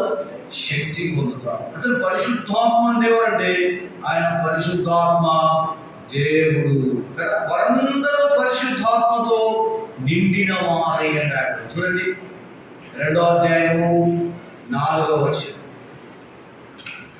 2వ అధ్యాయం 4వ వచనం చదవండి. పరిశుద్ధాత్మతో నిండిన వారై ఆత్మ వారికి వాక్శక్తి అనుగ్రహించిన కొలది అన్య భాషలతో మాట్లాడు. ఈనాడు చూడండి, చాలా మంది రక్షించబడుతున్నారు కానీ ఏముండడం లేదు, పరిశుద్ధాత్మ దేవుడికి ఆలయంగా మారడం లేదు. వాళ్ళు ఏం చేస్తున్నారు? నీళ్ళలో మాత్రమే మురుగుతున్నారు. అందరూ మురగవచ్చు. పరిశుద్ధాత్మ దేవుడు మన హృదయంలోకి రాకుండా, పరిశుద్ధాత్మకు ఆలయంగా కాకుండా మనం తీసుకునే బ్యాప్టిజాలు హిందువులు ఇచ్చే పుష్కరాలతో సమానమే. ఎన్నిసార్లైనా మురగవచ్చు. కానీ పరిశుద్ధాత్మ దేవుడు ఎప్పుడైతే నిజమైన కార్యం జరిగిన వారి జీవితంలో ఏం చేస్తాడు? ఆయన నివాసం ఉంచాడు. రోమిల రాసిన పత్రిక 8వ అధ్యాయంలో పరిశుద్ధాత్మ నివసిస్తాడని రాయబడింది. కాబట్టి ఇక్కడ మన పరిశుద్ధాత్మ దేవుని కార్యాలు చూసినప్పుడు అపోస్తల కార్యంలో చూడండి, అపోస్తలులు పరిశుద్ధాత్మను వారు ఏ విధంగా చూడగా అనుభవించగలిగారు? 2వ అధ్యాయము 3వ వచనం మరియు 3వ వచనం 2, 3 చదవండి. అగ్ని జ్వాల వంటి నాలుకలు బిగింపబడినట్లుగా వారికి కనబడి వారిలో ఒక్కొక్కరి మీద బాలగా వారందరూ పరిశుద్ధాత్మతో నిండిన వారై ఆత్మ వారికి వాక్శక్తిని గ్రహించుకుంది అన్య భాషలతో. ఈనాడు కూడా మనం కూడా అన్య భాషలు మాట్లాడాలా? పరిశుద్ధాత్మ దేవుడు మన పాపక్షమాపణ పొందినప్పుడు పరిశుద్ధాత్మ దేవుడు మన హృదయంలో వస్తాడు. ఇది నూతన ప్రత్యక్షత దేవదేవుడు భక్తి గారికి. కొంతమంది దీన్ని రకరకాలుగా బోధిస్తున్నారు. కనిపెట్టాలి పరిశుద్ధాత్మ, లేకపోతే భాషలు మాట్లాడాలి, కేకలు, అరుపులు, ఎగరడాలు. దేవుడు పరిశుద్ధాత్మ దేవుడు అల్లరికి కట్టడు. కాబట్టి చూడండి, అపోస్తల కార్యములు 2వ అధ్యాయంలో పరిశుద్ధాత్మ ఎట్లా పొందాలి మనం? 38వ వచనం. అసలు పరిశుద్ధాత్మ దేవుడు ఆయన కదా. పరిశుద్ధాత్మ తండ్రి, కుమార, పరిశుద్ధాత్మ త్రియేక దేవుడు. వేరు వేరు కాలాల్లో ఆయన పనిచేస్తూ ఉన్నాడు. ఆయన ఒకడే కదా 38 వచనంలో అందరం కలిసి 2:38 పేతురు మీరు మారు మనసు పొంది పాపక్షమాపణ నిమిత్తం ప్రతివాడు యేసుక్రీస్తు నామమున బాప్తిసం పొందుడి, అప్పుడు మీరు పరిశుద్ధాత్మ అనే వరమును పొందురు. మరి పరిశుద్ధాత్మ అనే వరము పొందాలంటే మారు మనసు పొందాలి. కనిపెట్టడం కాదు, ఇంకా వేరే కాదు, అరవడం కాదు, క్యాండిల్ వేయడం కాదు, దొల్లడం కాదు కదా. ఇప్పుడు ఏం చేస్తున్నారు చెప్పండి, రకరకాలైన డినామినేషన్లు వచ్చాయి. బెంగళూరులో ఒక డినామినేషన్ ఉందట, దాని పేరు ఏం పేరట, ఆ సంఘం పేరు వామిటింగ్ సంఘం. ఏం పేరట, వామిటింగ్ సంఘం. కాబట్టి వాళ్ళు వస్తున్నప్పుడు మనం అందరం ఉన్న బేదీల్లో అక్కడ ఇక్కడ ఎవరు వస్తూ నిలబడుకుంటారు, తలా ఒక చిన్న బకెట్ ఇస్తారు, బైబిల్ ఉండదు, బకెట్ పెట్టుకొని కూర్చోవాలి. వాస్తవం ఇది. ఆ సంఘం యొక్క మెయిన్ ప్రాబ్లం ఏంటంటే ఇక్కడ పెద్ద పెద్ద ఆర్కెస్ట్రా ఉంటుంది, మనకన్నా ఎక్కువ క్యాషువల్ ఉంది, 4-5 క్యాషువల్ ఉంటాయి, ఈ పెద్ద పెద్ద జాబ్స్ ఉంటాయి, పెద్ద పెద్ద మరి కోయర్ టీమ్ ఉంటుంది. కాబట్టి ఇప్పుడు అందరికీ ఆ తలుపులో నిలబడి అందరికీ ఏం చేస్తారు, ఆ సిస్టర్స్ వైపు ఒకరికి అందరికీ చిన్న చిన్న బకెట్ ఇస్తారు, వాళ్ళు ముందర పెట్టుకొని కూర్చోవాలి. ఈ మ్యూజిక్ స్టార్ట్ అయినప్పుడు ఇక వాళ్ళు జాన్స్ ఇవన్నీ కూడా, ఈ క్యాష్ షో ఇవన్నీ కూడా కొడతా ఉంటే ఆ సౌండ్ సిస్టానికి అందరికి వామిటింగ్ రావాలి. ఎవడు ఎక్కువ వామిటింగ్ చేసుకుంటే వాడికి ఎక్కువ పరిశుద్ధాత్మ వస్తుంది. బకెట్ ఎవరికి నిండిపోతుందో వాడే గొప్ప భక్తుడు. దీని పేరు ఏం పేరు, ఈ సంఘం పేరు వామిటింగ్ సంఘం. రకరకాల సంఘాలు ఉన్నాయి, సాధారణ సమాజాలు ఉన్నాయి, భయంకరమైన పరిస్థితులు లోకం. ఒక అంటది దేవుడు వచ్చి నాకు చికెన్ డిష్ నేర్పించాడు అంటున్నాను. అంటే దేవుడు చికెన్ నేర్పించడానికి, నీకు చికెన్ కొనేయడానికి ఏమన్నా ఆయన ఏమన్నా ఊరుకున్నాడు? శుద్ధమా? కానీ మనిషికి అర్థం కావడం దేవుడి పరిశుద్ధాత్మ కార్యాలు.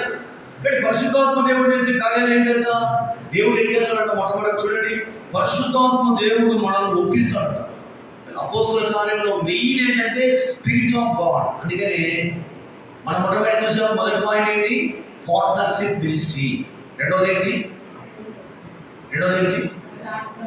ప్రేయర్ఫుల్ మినిస్ట్రీ, ప్రార్థన. మూడోది ఏంటి, అపోస్తలుల కార్యంలో మెయిన్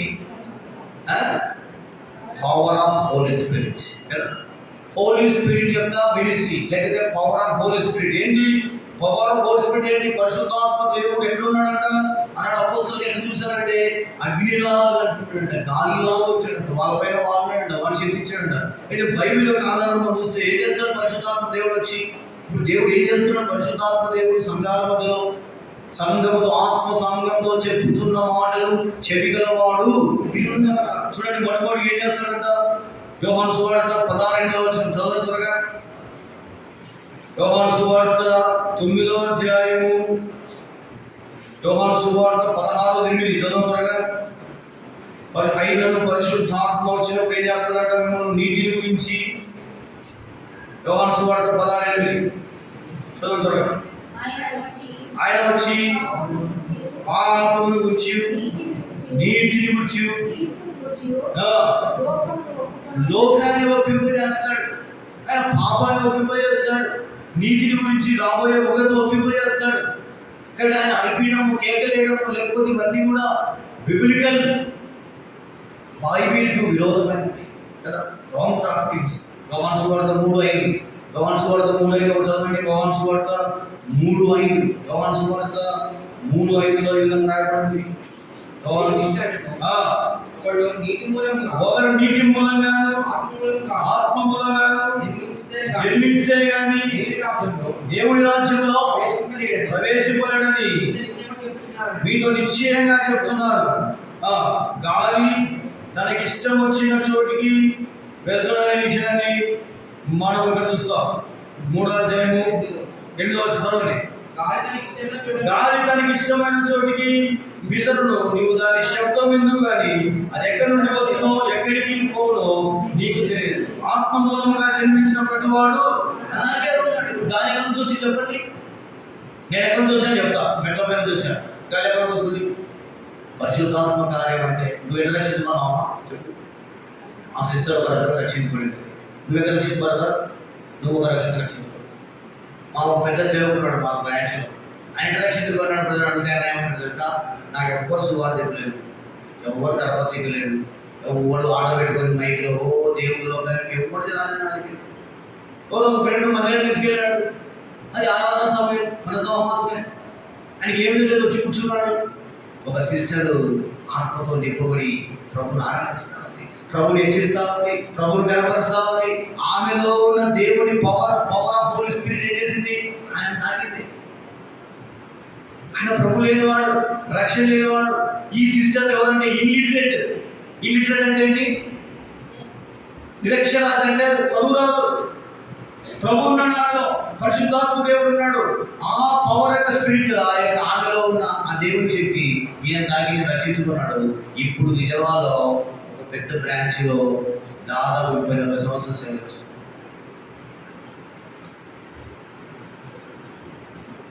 దేవుని కార్యాలు ఎట్లుంటాయి? గాలిలా పరిశుద్ధాత్మ ఎట్లున్నాడు? మొట్టమొదటిగా ఒక గాలి వల్లే ఉన్నాడు. అంటే అర్థం ఏంటి? తనకి ఇష్టం వచ్చినట్టు ఏం చేస్తాడు, నీకు ఇష్టం వచ్చినట్టు చేయడు కదా. మన పిల్లలు ఏం చేస్తారు? ఇప్పుడు వాళ్ళ ఇష్టం నెరవేర్చుకుంటారు అంటారు.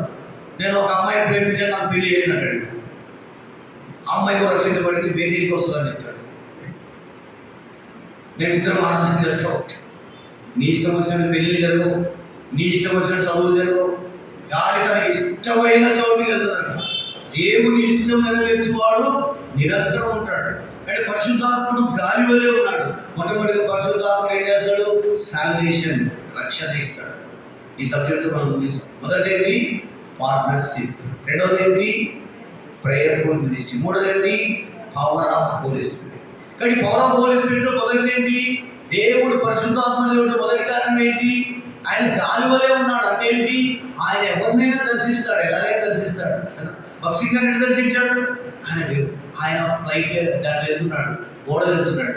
దేనికి వెళ్ళాడు? ఫస్ట్ క్లాస్లో మంచి భోజనం దొరుకుతుందని వెళ్ళాడు. అక్కడ మంచిగా ఉంటుందని వెళ్ళాడు, చూడడానికి వెళ్ళాడు. యాక్చువల్గా ఫస్ట్ టికెట్ కాదు ఆయన. అక్కడ ప్రార్థన జరుగుతుందనేది కూడా ఆయనకు తెలియదు. అక్కడికి వెళ్ళాడు. యాక్చువల్గా అయితే ఆయన బైబిల్ చించేసినాడు, అట్టను మాత్రం దాచుకున్నాడు. మనకు తెలుసు కదా, మన దేవుడి మన యొక్క సహవాసం యొక్క మూలంగా ఉంటున్న దేవుడి సేవకుని యొక్క మరి పౌడర్ యొక్క మరి సాక్ష్యం. అయితే అక్కడికి వెళ్ళినప్పుడు దేవుడు ఆత్మ పనిచేశాడు. అక్కడ ఆయన తెలియకుండా ఏమంటున్నాడు? ప్రభావాన్ని క్షమించు, ప్రభావాన్ని మోకరించడం తెలియదు ఆయనకు. ఆయన లేచిపోదాం అనుకున్నాడు కదా, వాక్యం చెప్తున్నప్పుడు నిద్రపోయినాడు. ప్రార్థన అన్నప్పుడు అందరూ మోకరించినాడు. ఈయనకి లేచడానికి నామోసాయింది. ఎందుకు? ఇంతమందిలో లేచి నేను కాలు ఇప్పుడే పిల్లలు దాని ఉండదు, కాలు కూడా వెళ్ళిపోతాం. అయితే బాక్సింగ్ గారు ఎవరికైనా అభ్యంతరం ఉండదు అని మోకరించాడు. అంతే, దేవుడు ఆయన పనిచేశాడు. అందుకని గాలి తనకి ఇష్టమైన చోటుకి సాగుస్తుంది. ఎట్లా రక్షించమన్నాడు?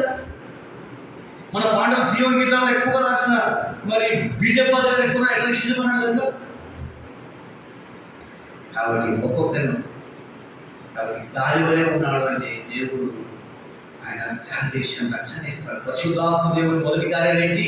పాపాన్ని ఒప్పింపు చేస్తాడు. ఆయన ఎట్లున్నాడట? గాలి వలె ఉన్నాడు. అపోస్తుల పైన ఎట్లా దిగింది? అపోస్తుల యొక్క కాలంలో ఎట్లొచ్చింది? పరిశుద్ధాత్మ దేవుడు బలముగా వీచు గాలిని చూశాడు. గాలి ఏం చేస్తుంది? తనకి ఇష్టమైన పని చేస్తుంది, అనేకులు ఒప్పింపజేస్తుంది కదా. నికోదేము అనే వ్యక్తిని ఒప్పింపజేస్తుంది. రెండవది ఎట్లున్నాడంట ఆయన మత్తయి సువార్త 3:10 చదవండి. మత్తయి సువార్త 3:10 త్వరగా. మత్తయి సువార్త 3:10. మత్తయి సువార్త 3:10. పరిశుద్ధాత్మ దేవుడు ఎట్లున్నాడు? యేసు ప్రభువు బాప్తిజం తీసుకున్నప్పుడు ఏం జరిగింది? ఆయనకు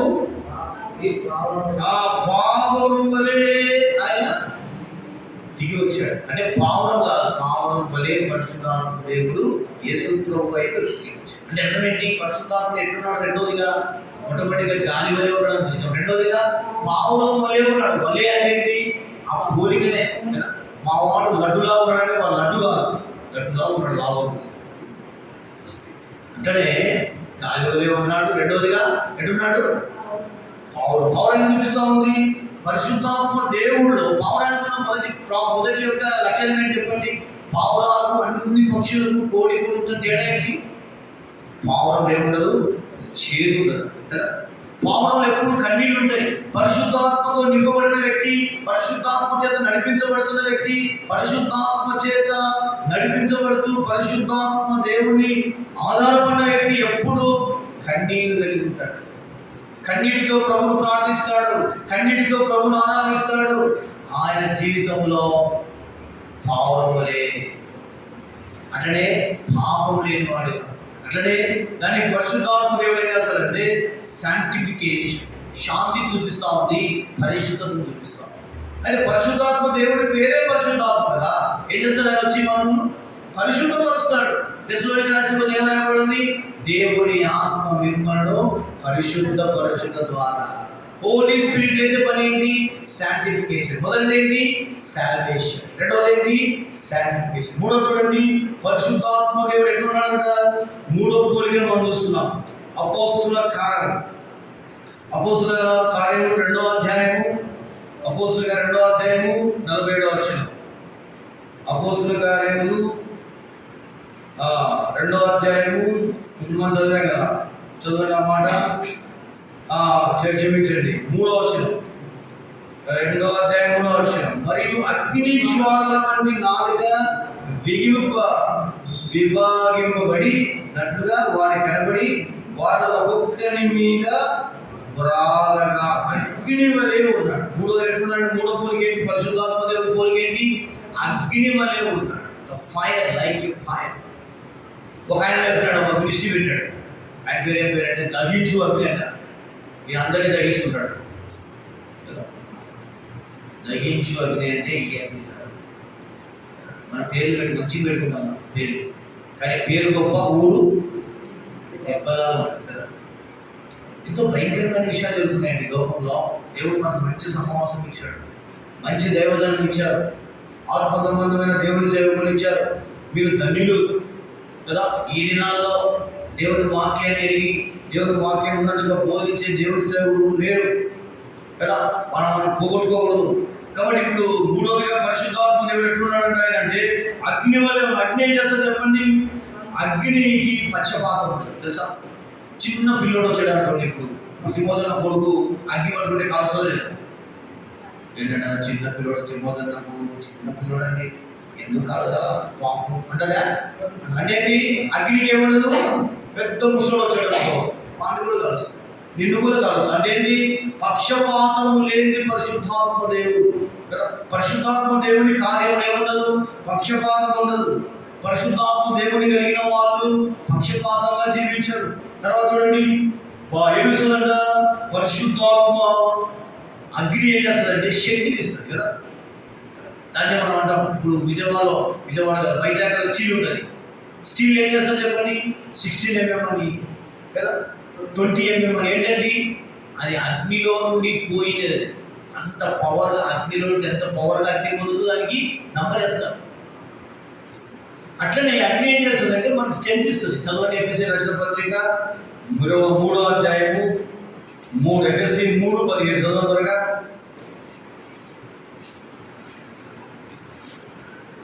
శక్తినిస్తుంది, చదవండి. అంతరంగ పురుషులందు శక్తి కలిగి ఆత్మ వలన ఏం చేస్తారంట? బలపడాలి. ఉదయకాలం కూడా మన పిల్లవాళ్ళు ఇప్పుడు చెప్పాడన్న ఆత్మ బలము, ద స్పిరిట్. యేసు ప్రభువు కలిగి వచ్చాడంట, ఆత్మ బలంతో వచ్చాడు. ఖండ బలంతో రాలేదు, ధన బలంతో రాలేదు కదా, జనబలంతో రాలేదు. ద స్పిరిట్ ఆఫ్ గాడ్, ఆత్మ బలం. కానీ పరిశుద్ధాత్మ దేవుడు ఎట్లున్నాడు? మూడోది అంటే అగ్ని వలె ఉన్నాడు.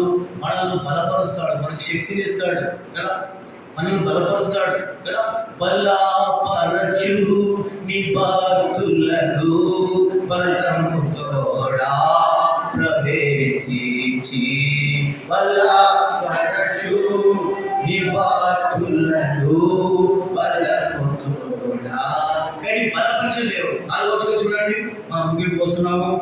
ఆయన పరిశుద్ధాత్మ దేవుడు నీళ్ళ వలె ఉన్నాడు. యోహాను సువార్త 7వ అధ్యాయము 39వ వచనం. యోహాను సువార్త 7:39. యోహాను సువార్త 7:39. తన యందు విశ్వాసం ఉంచువారు పొందబో ఆయన ఈ మాట చెప్పెను. యేసు ఇంకను మహిమపరచబడలేదు కనుక ఆత్మ ఇంకను అనుగ్రహించబడలేదు.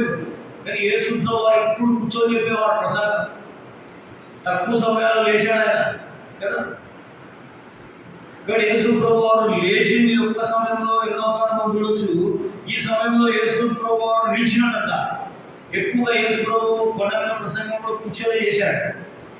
ఎక్కువగా కూర్చొని చెప్పి యేసు ప్రభు ఆ రోజు లేచాడంట. గట్టిగా తీవ్రంగా లేచి ఏం చేస్తున్నాడంట, యేసు నిలిచి ఎవడైనను తప్పికొంటే నా యొద్దకు రావాలి, నా యందు విశ్వసించబోవాని కడుపులో నుండి జీవజల నదులు ప్రవహిస్తాయట.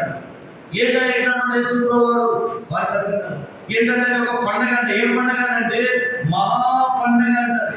పండగలో మహా అంత్యదినమైన అంత్యదినం అంట, మహాదినమైన అంత్యదినం అంటే ఏం చేస్తారు ఆ రోజు వాళ్ళు. ఆ చరిత్ర చూస్తే చాలా ఆశ్చర్యవేస్తాం. మనకు సమయం లేదు. కానీ ఆ రోజు వాళ్ళు ఏం చేస్తారంటే ఒక సిలోయమనే కోనేరుకి వెళ్ళి ప్రధాన యాజకుడు ఒక పొజిషన్గా వెళ్ళి ఒక బిందెలో బంగారు బిందెలో వాటర్ని తీసుకొని వచ్చి బలిపీఠం పైన ఆ గంటెతో ఆ వాటర్ని పోస్తూ దాన్నే పానార్పణ అంటారు కదా. వాళ్ళు కొన్ని పాటలు పాడతారు. మా ఊళ్ళన్నీ నీళ్ళనే ఉన్నాయని పాడుతూ ఉంటారు.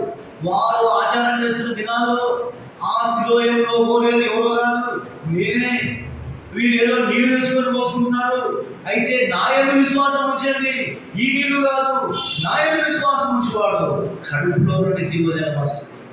వాళ్ళని జీవజలంగా నేను మారుస్తాను. సంరక్షణ చేసుకోమంటాడు. నా యందు విశ్వాసం ఉంచితే అమ్మా నీవిచ్చే నీళ్ళు, నేనిచ్చే నీళ్ళు తాగితే మరి ఎక్కడ తప్పింది. వాని కొరకే నిత్య జీవపు ఊరెడు బుగ్గగా నేను ఉంటాను అన్నాడు యేసుప్రభు. సమరసించు 4వ అధ్యాయం 7వ అధ్యాయానికి వచ్చినప్పుడు ఏమంటున్నాడు, నది సరిపోదు, ఊట సరిపోదు, ఒక బావిలాగా ఉండాల్సిందంటే ఒక నదిలాగా ఉండాలి. దేవుడు భక్తి గారు కూడా ఆయన ఒక నదిలాగా ప్రవేశించాడు. కాబట్టి ఇప్పుడు పరిశుద్ధాత్మ దేవుడు 4వది ఎట్లున్నాడంటే ఆయన నీళ్ళ వలె ఉన్నాడు. మొట్టమొదటి ఎట్లున్నాడు మర్చిపోయారా, గాలిలో ఏం చేస్తాడు, గాలి ఏం చేస్తుంది, తనకి ఇష్టమైన చోటుకి వెళ్తుంది. ఏం చేస్తుంది, పాపాలు ఒప్పింపు చేశాడు. నికోదేము కదా, యేసుప్రభు చెప్పాడు, అదే సాల్వేషన్. రెండోది ఏంటి, పరిశుద్ధాత్మ దేవుడు ఏ రూపంలో ఉన్నాడు. రెండోదిగా పౌరం ఏం చేస్తుంది, శాంటిఫికేషన్, పరిశుద్ధ పరుస్తుంది అని మనం చూస్తుంది. మూడోది ఎట్లున్నాడు పరిశుద్ధాత్మ దేవుడు, అగ్ని వలె ఉన్నాడు. అంటే ఏం చేస్తుంది, మనకు పవర్ స్ట్రెంత్ ఇస్తాడు పరిశుద్ధాత్మ దేవుడు. ఎప్పుడు మనం బలహీనమవుతామో అప్పుడు దేవుడు మనం బలపరుస్తాడు. నన్ను బలపరచు అని అంటే మేము సమస్తము చేయము. ఈనాడు ఇన్ని గొప్ప కార్యాలు చేస్తున్న దేవతలు అంటే డబ్బు బలంతో కాదు. చూడండి, మీరు ఎక్కడైనా చూడండి, దైవజనులు శారీరకంగా కానీ ఆర్థికంగా కానీ బలహీనంగానే ఉంటారు. లోకస్తులు లేకపోతే దేవుని అంతా నమ్మని వాళ్ళు శారీరక బలంలో ఉంటారు, డబ్బు బలంలో ఉంటారు. కానీ ఏ దైవజనులు కూడా ఎక్కువ వీక్గానే ఉంటారు. వాళ్ళకి ఎన్నో రకాలైన ప్రాబ్లమ్స్ ఉంటాయి. ఈ మధ్యలో ఒక దేవుని సేవకురాలు కూడా క్యాన్సర్ వచ్చింది. ఇంతకుముందు ఒక పెద్ద సేవకురాలు క్యాన్సర్తోనే చనిపోయింది. ఇంతకుముందు ఇంకా కొంతమంది దైవజనులు అనేక పరిస్థితులు కూడా దేవుని సేవకులు. మొన్న ఒక్క వారం 10 రోజుల్లోనే 10 మంది దేవుని సేవకులు చనిపోయినారు. ఒకే 10 రోజుల్లోనే. మీరు యూట్యూబ్లో కూడా చూసినచ్చు. అందరూ కూడా ఆయా ప్రదేశాలు చెప్తున్నారు. సార్వత్రిక సంఘంలో దేవుని సేవకులు ఆత్మలు శారీరకంగా మరి భౌతికంగా ఆర్థికంగా బలహీనులుగా ఉన్నప్పటికీ దేని చేత బలపరచబడుతున్నారు, ఆత్మ. పౌలు చాలా చిన్నవాడట. పౌలు అంటే అర్థమేంటి చెప్పండి. పౌలు అనే ఓడుకు అర్థమేంటి, స్మారణ, చిన్నవాడు. పౌలు పెద్ద మనిషి కాదు, చాలా చిన్న ఉంటాడు. కొట్టి రాతో కొట్టబడి ఆయన తలంతా నొప్పులు ఉంటుందంట. ముందే పట్టగల రాలాగా. అయితే పవర్ఫుల్ వర్డ్ చెప్పాడు. పౌలు చెప్పే మాటలు మనం తట్టుకోలేకపోయినారంట. ఈయన మనకు త్వరగానే వాడుగా ఉన్నాడు బాబు అంటున్నాడు. దేవుడి సేవకులు బలపరుస్తుంది. అదేవిధంగా ఆయన నీరు వలే ఉన్నాడు. నీరు ఏం చేస్తుంది చెప్పండి, 2 పనులు చేస్తుంది. నీరు ఏం చేస్తుంది చెప్పండి, నీరు మనకు 2 రకాల ఉపయోగం చెప్పండి. ఒకటి శుద్ధి చేసుకోవడానికి, రెండోదిగా త్రాగడానికి. కాబట్టి పరిశుద్ధాత్మ దేవుడు మనల్ని సాటిస్ఫాక్షన్ చేస్తాడు, లేకపోతే మనల్ని తృప్తిపరుస్తాడు. లోకంలో ఎంతో మందికి తృప్తి లేదండి, ఎందుకంటే ఆత్మహత్య చేసుకుంటున్నారు. తృప్తి లేదు, ఎంతో ఉన్నా తృప్తి లేదు. ఒక ఇల్లు ఉన్నా తృప్తి లేదు, ఇంకొక ఇల్లు కావాలంటాడు. ఒక బండి ఉన్నా తృప్తి లేదు, ఒక కారు ఉన్నా తృప్తి లేదు. దేవుని పరిశుద్ధాత్మ దేవుడు ఎవరైతే జీవితంలో నిండుగా మెండుగా ఫాలో అవుతుంటారో వారి జీవితంలో ఇనఫ్ ఫర్ మీ అంటారు. ప్రభు ఉంటే నాకు చాలు. అందుకనే 73వ కీర్తనలో ఆశపడ్డాడు, అయ్యా ఆకాశంలో నువ్వు ఉండగా నాకు ఐశ్వర్యం. చివరిగా చూడండి, పరిశుద్ధాత్మ దేవుడు ఎట్లున్నాడంట, ఆయన ఒక ముద్ర వలె ఉన్నాడంట కదా, ముద్ర వలె ఉన్నాడంట. ఆయన ఎందుకు మనము మరి ముద్రింపబడినామనే విషయాన్ని ఎఫెసీ రాసిన పత్రికలో మనం చూస్తాం కదా. ఆయన మనల్ని షీల్డ్ చేశాడంట, అంటే ఒక ముద్రలో ఉన్నాడంట పరిశుద్ధాత్మ దేవుడు. ఈ 3 విషయాలతో మనం ముగించేస్తున్నాము. ఎఫెసీ రాసిన పత్రిక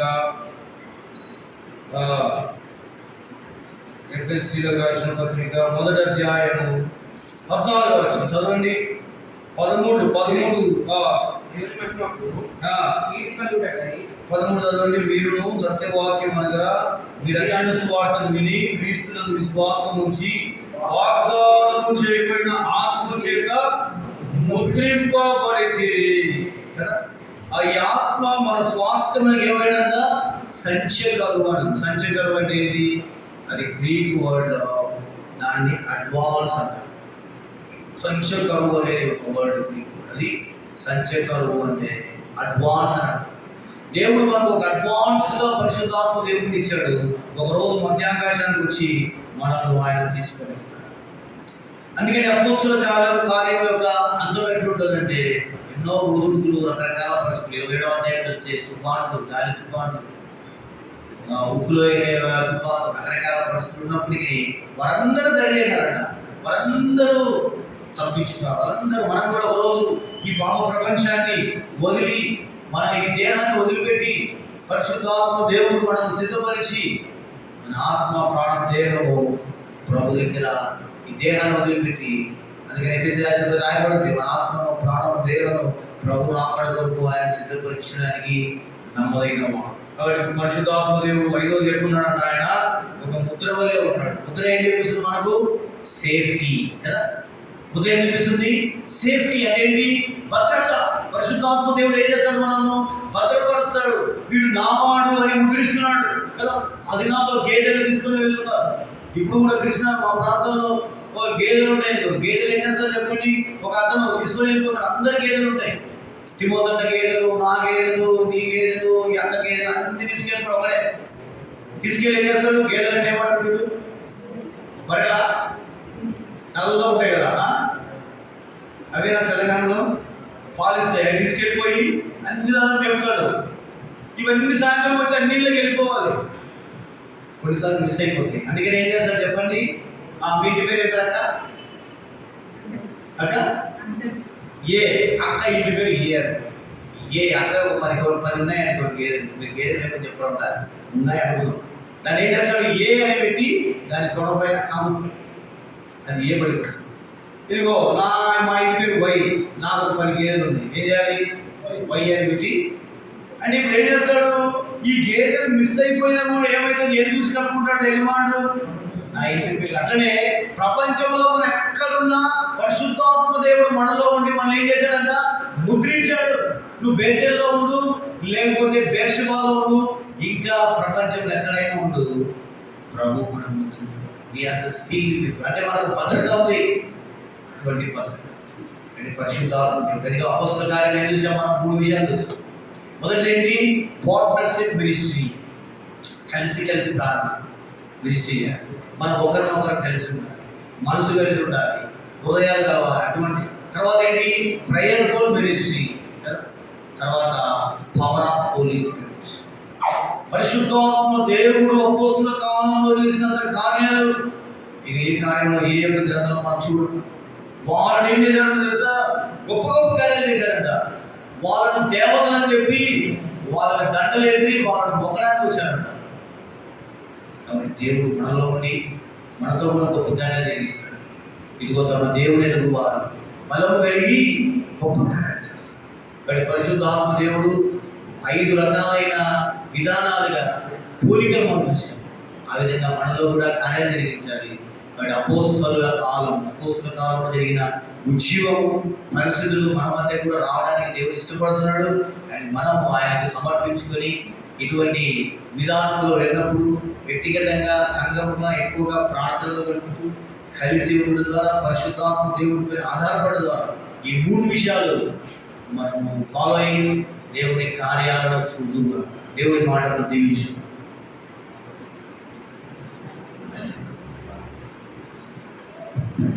ప్రార్థన చేసుకుందాం. ఈ వాక్యం వెలుగులో మనం కూడా ఒక